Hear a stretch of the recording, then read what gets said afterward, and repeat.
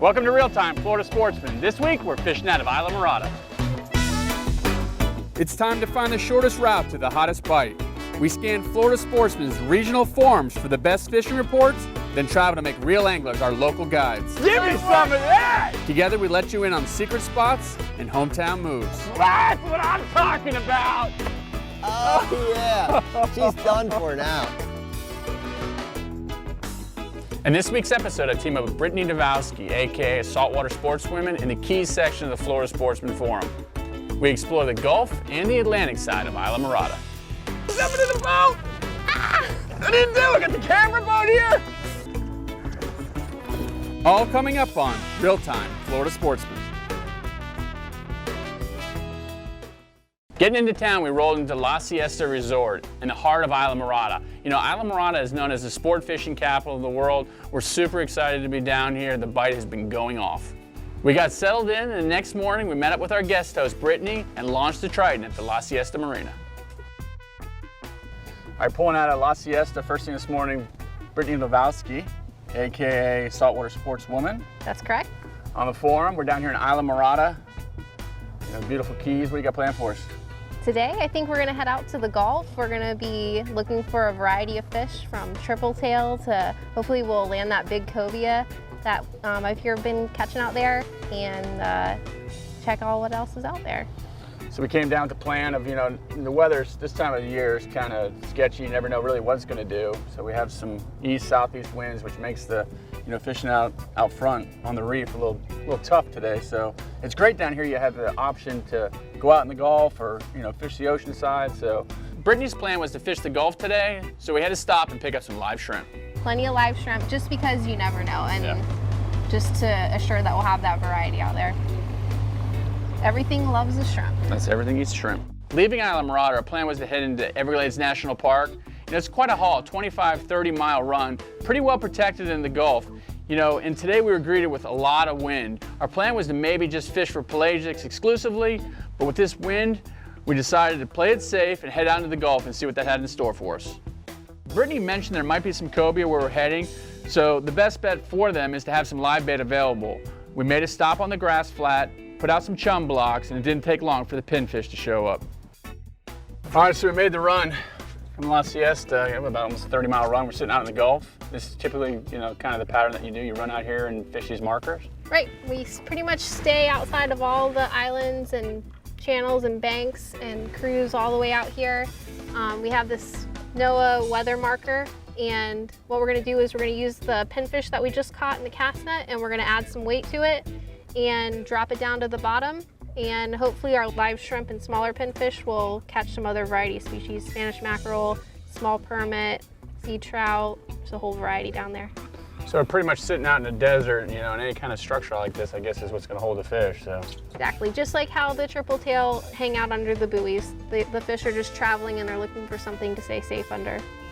All right, set up today, Trocar 6.0 circle hook out here in the Gulf, 80-pound Berkeley tinted fluorocarbon, you know, just a 1-ounce lead.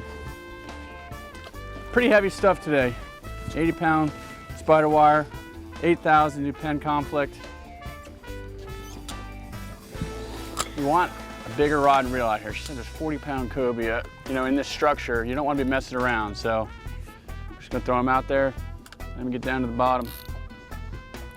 Pretty easy stuff. That circle hook, just let it sit in the rod holder. Hope that Mr. Cobia come along. Find my pinfish. We fished this first spot pretty hard. You know, we gave it some time, and there was actually some markers nearby that we tried as well. But you know, today just wasn't the day for these cobia. We just didn't even get a bite. We decided to pick things up and head further up into the park, get along some shorelines, and look for some snook or tarpon. All right, so the markers didn't work out. What's this? East Cape Canal. East Cape Canal. Working the mouth of this canal. That tide's pushing in right now. It's getting ready to change, but just looking on these ambush points on these corners. You're throwing a pilchard, I'm throwing a gulp. So neat in that Islamorada location is you can just, you know, short trip out here, you can be fishing in the Everglades, fishing out in the ocean, fishing out in the Gulf. There's a lot of opportunities here. We started fishing the shorelines of East Cape Canal but the tide just wasn't right. So we made our way up into Lake Ingram.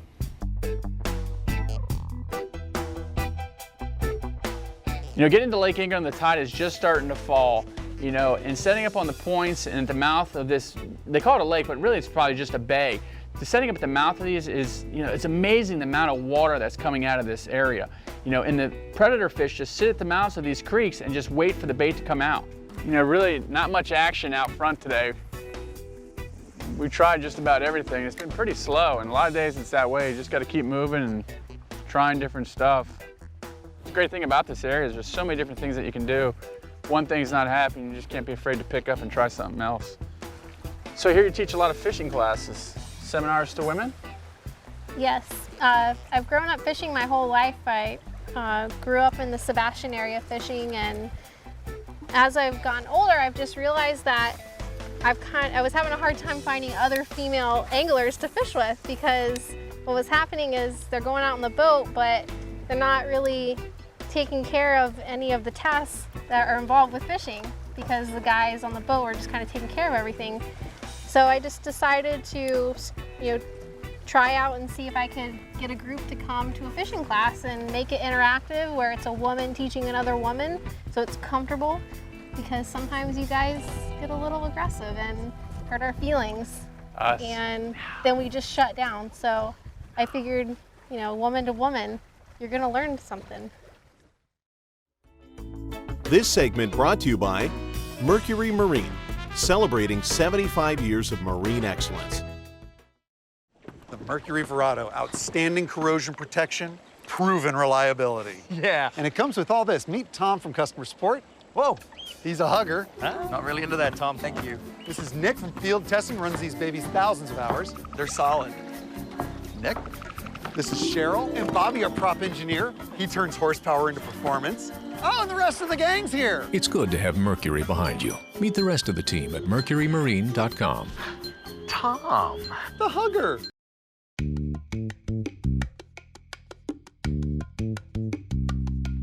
You know, so the first day is a pretty tough day, and unfortunately this is how fishing goes. You know, the best laid plans don't always work out the way you want. You don't always catch fish. We decided to head back in, you know, re-nourish ourselves with a great dinner, made plans to meet up in the morning and to fish the Atlantic this time. So getting out to second morning, I'm greeted to heavy winds again. And you know, what are you gonna do? It's the Keys, it's winter time, you can't predict the weather, you gotta make the best of it, so I just went ahead and picked up Brittney. So what do you think? A little breezy, not too bad. You think we can get out front? Definitely. I think it's gonna be maybe a little sporty for us, but I think it's gonna be a beautiful day, and I feel like we're gonna have some good luck out there. Our target is sailfish, but we can also catch dolphin, we can catch blackfin tuna, and maybe a kingfish. We're gonna drop a bottom line and maybe catch some snapper. Awesome. So a whole variety down there. That's pretty commonplace in the Keys, this type of fishery. And we come out here and do this, go on that reef line, so I'm excited to do it. So the area that Brittney's been fishing is a pretty good run, you know, and to get to it, we didn't want to run on the Atlantic. We ran into what they call as the backside or the Gulf, and it's well protected. We made our way all the way down there and came out at Tavernier Creek.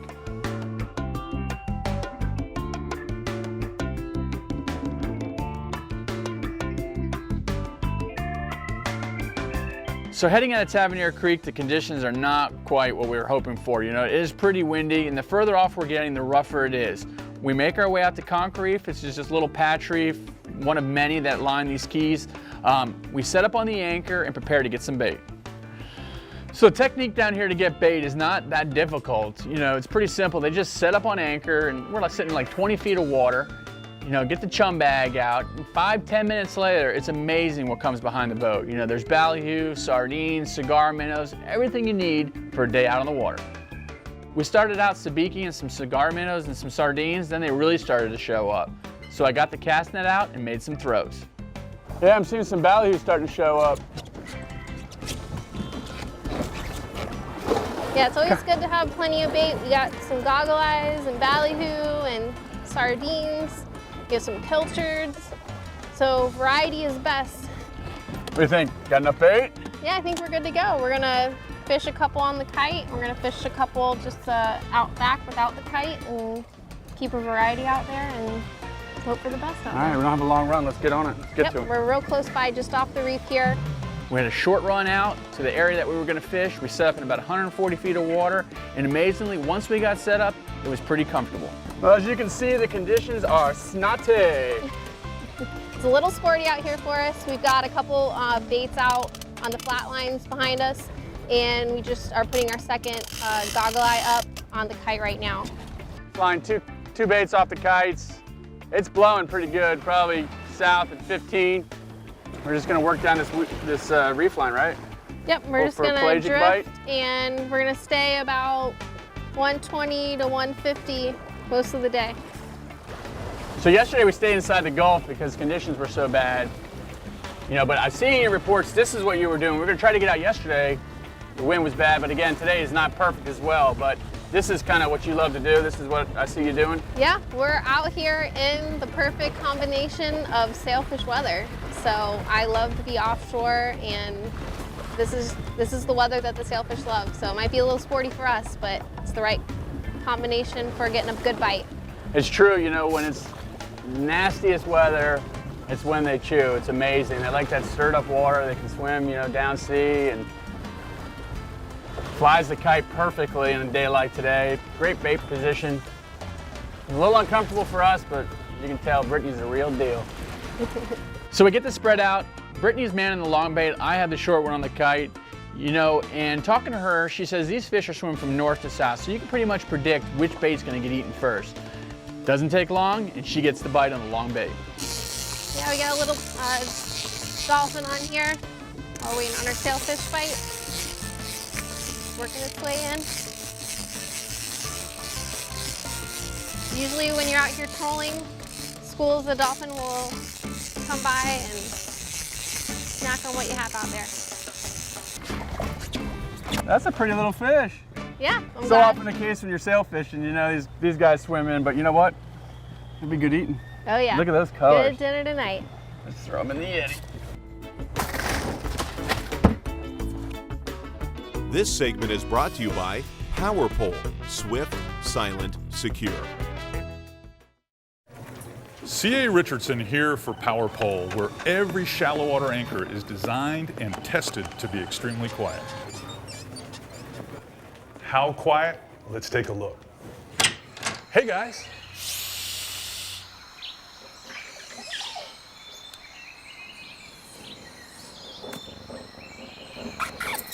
Great work, guys. Don't slam the door. Power Pole, deadly silent to help you catch more fish.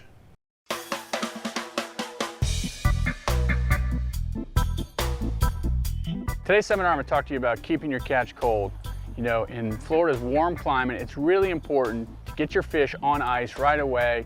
You know, the fish starts to break down, the taste of the fish will be compromised, and also cleaning a fish that's ice cold is a lot easier.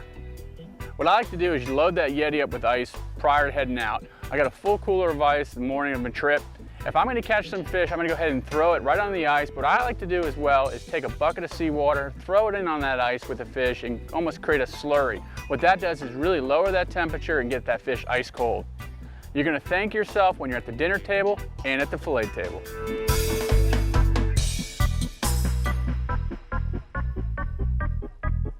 The Keys is such a great place to come, you know, all year long, but what would we say the best time to get down here and fish?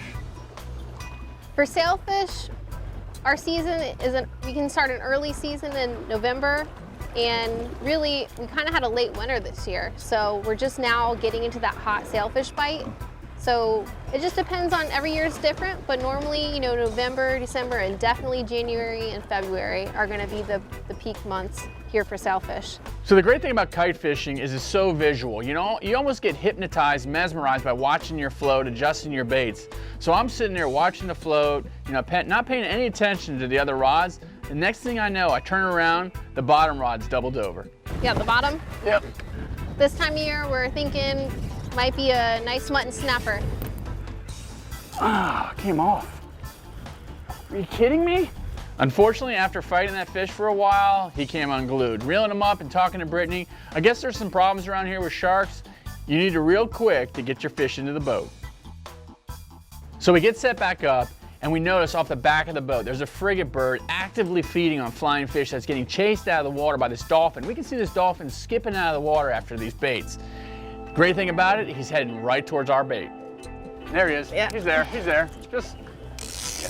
We just saw this frigate bird kicking up. You know, bait was getting kicked up. Little dolphin swam into our short kite bait. So common, these little dolphin around here this size. That's not a little bad one. Yeah. You know, another good one is common size this time of the year around here for these. Yeah, this is about the size, you know, it's not too small to let go, but it's just enough to keep and make a good sandwich. They're so pretty. Yeah, he's really lit up right now, huh? We saw him chasing some flyers around. The frigate bird was after the flyers, and he swam right into the spread, ate the short kite bait. One more in the box. This segment is brought to you by Yeti Coolers. Wildly stronger, keeps ice longer.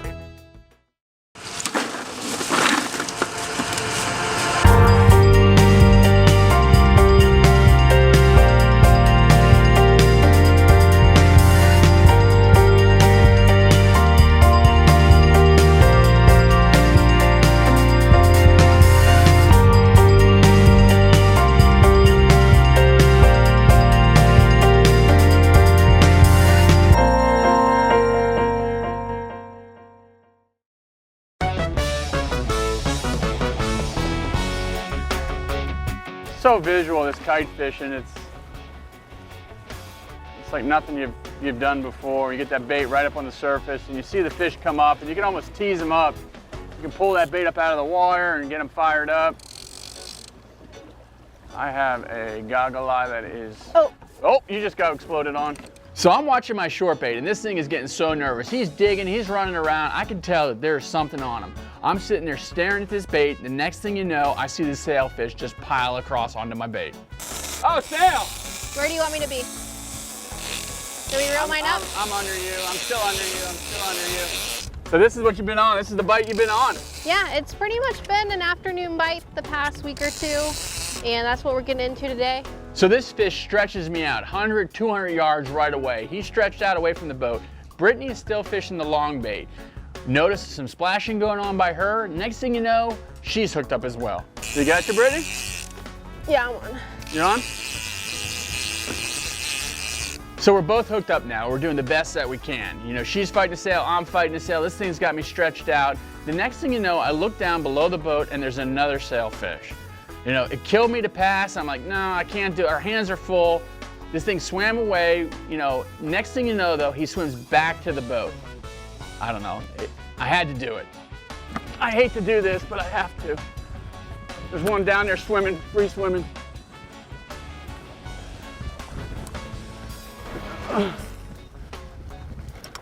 He's eating me. Oh, he ate me. Okay, what do you do? Mine's gone. What do you do? Oh, he's jumping in the boat. Ah! What do you do? I got the camera boat here.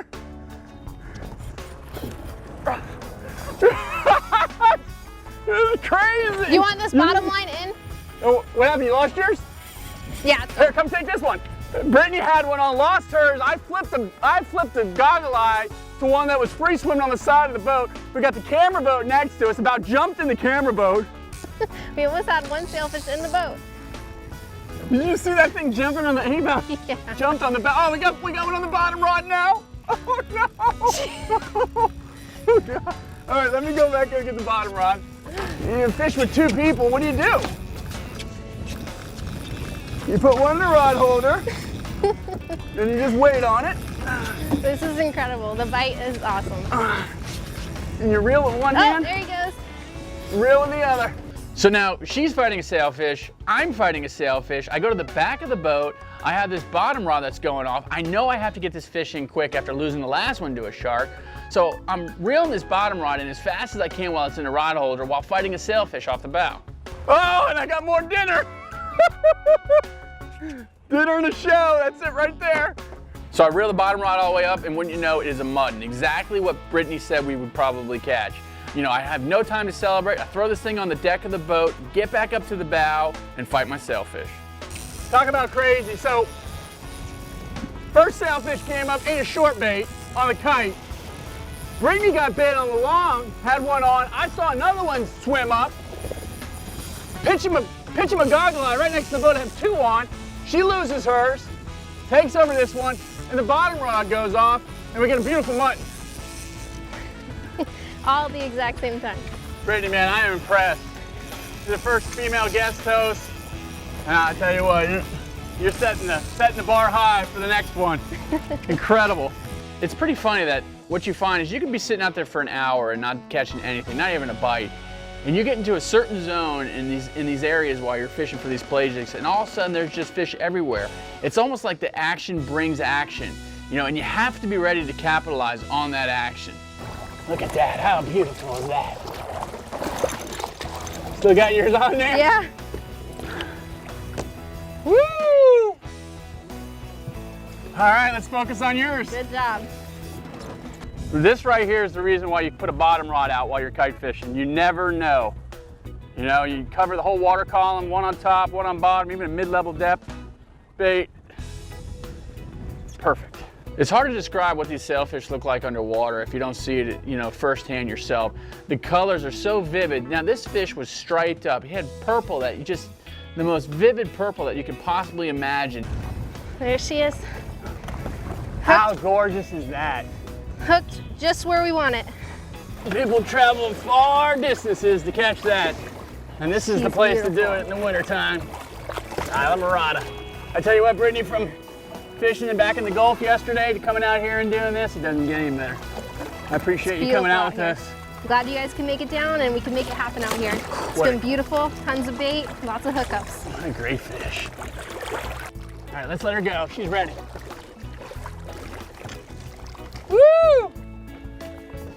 Great job. Nice to have you. Strong work. Following Brittney's post in the Keys section of the Florida Sportsman forum, I knew she was the real deal. And traveling down here, I witnessed it firsthand. She had a great knowledge of the area, you know, tackle, techniques, bait. She knew everything about it. She was so well prepared, I can't even tell you. Brittney brought me way back into the Gulf side backcountry, and unfortunately the bite just wasn't what we wanted it to be. But she stayed positive throughout, and she was confident in her skills. She decided to switch things up for day 2, head out into the Atlantic, and prove to me that Islamorada is the sport fishing capital of the world. It was because of Brittney's post that I chose her to fish with. I need your reports to continue, because I may fish with you next on Real Time Florida Sportsman. Well, good afternoon, Florida Keys. Good afternoon, all y'all out there. This is Captain Matt Bellinger from Bamboo Charters with your high-noon fish report. Todd Monson is out with the guys from Real Time Television, Florida Sportsman magazine, I believe that is, with Brittney Novalsky. They just finished putting away a doubleheader of sailfish caught on kite, using kite baits out there. Bada boom, bada bing, they hook them up. They're going crazy. Todd's running the camera boat alongside. Sailfish comes tail walking by, almost ends up in the boat. Full contact fishing right there, man. They also at the same time hooked up to a big mutton snapper down on the bottom. So a triple threat of bites and fighting fish going on in the sport fishing capital of the world, downtown Islamorada. The guys are just offshore off the edge of the reef putting together a bite. Nice.